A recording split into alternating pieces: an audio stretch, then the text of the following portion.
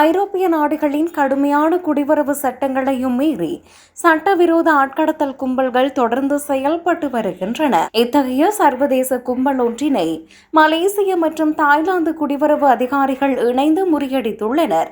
இலங்கை, Canada மற்றும் பிரித்தானியா ஆகிய நாடுகளை மையமாக கொண்டு இயங்கிய இந்த வலையமைப்பு போலி கடவுச்சீட்டுகளை பயன்படுத்தி மக்களை ஐரோப்பிய நாடுகளுக்கு கடத்தும் பணியில் ஈடுபட்டு வந்துள்ளது. இது தொடர்பான விசாரணைகள் தற்போது தீவிரப்படுத்தப்பட்டுள்ளன. தாய்லாந்தின் பாங்காக் விமான நிலையத்தில் மலேசிய கடவுச்சீட்டுகளை பயன்படுத்தி கஜகஸ்தானுக்கு செல்ல முயன்ற இலங்கை குடும்பம் ஒன்றை தடுத்து நிறுத்தியதே இந்த விசாரணைகளுக்கான தொடக்க புள்ளியாக அமைந்தது. அனுஷா என்ற பெண்ணும் அவரது இரு மகன்களும் மலேசிய பெண் ஒருவரின் உதவியுடன் போலி ஆவணங்களை பயன்படுத்தி பயணிக்க முயன்றனர்.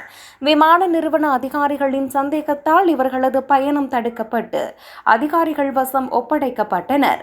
விசாரணையில் இலங்கை சிறுவர்களை மலேசிய பிறப்பு சான்றிதழ்கள் மூலம் போலி ஆவணங்கள் பெற்று ஐரோப்பிய நாடுகளுக்கு கடத்த முயன்றது தெரிய வந்தது. இதில் தொடர்புடைய இரு பெண்கள் கைது செய்யப்பட்டு சிறுவர்கள் குழந்தைகள் பாதுகாப்பு நடைமுறைகளின் கீழ் கையாளப்படுகின்றனர்.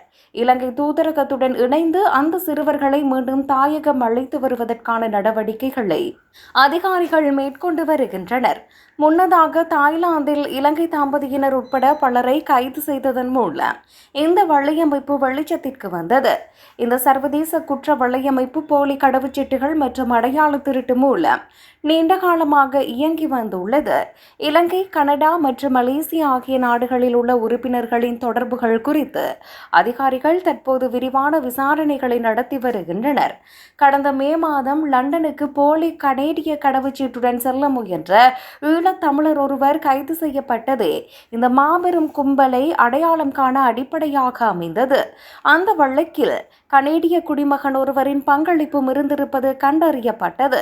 கடவுச்சீட்டு மோசடி மற்றும் மனித கடத்தல்களை தடுக்க தாய்லாந்து மற்றும் மலேசிய அதிகாரிகள் ஒருங்கிணைந்து கடும் நடவடிக்கைகளை எடுத்து வருகின்றனர். மூன்றாம் நாடுகளை கடந்து செல்வதற்கான தளமாக தாய்லாந்து பயன்படுத்தப்படுவதை தடுக்கவும் பாதுகாப்பு பலப்படுத்தப்பட்டுள்ளது.